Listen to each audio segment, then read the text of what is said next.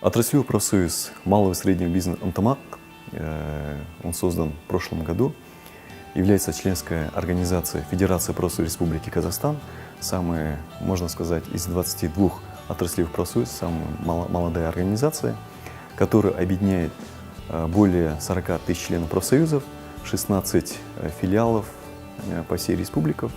Я думаю, что на данное время этот профсоюз «Антамак» занимается главной целью – это защита права трудящихся. В этом году мы вступили в НТМАК, но сдвиги, конечно, есть.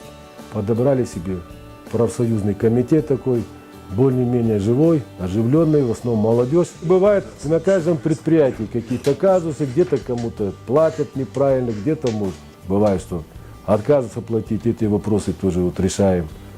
Ну, также вопрос по спецодежде поднимаем, сейчас вот должны закупить. Также обучение проходит. В этом году, что большое в городе сделано в плане той же повышения культуры обслуживания, сейчас убрали у водителей план. Неважно там с какой ты скоростью едешь, главное ездить по графику, по времени.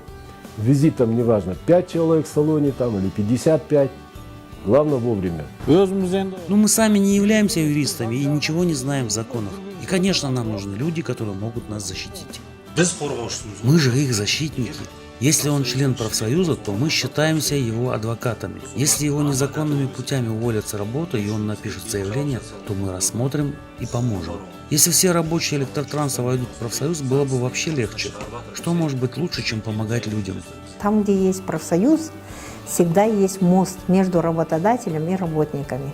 Никогда не бывает нарушения трудовых споров, практически не бывает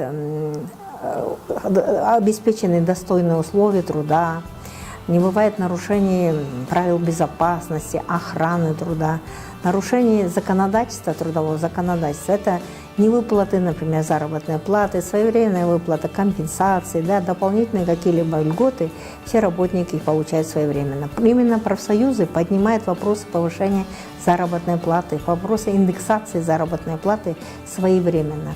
Потому что не каждый работодатель ежегодно проводит индексацию, поднимает заработную плату.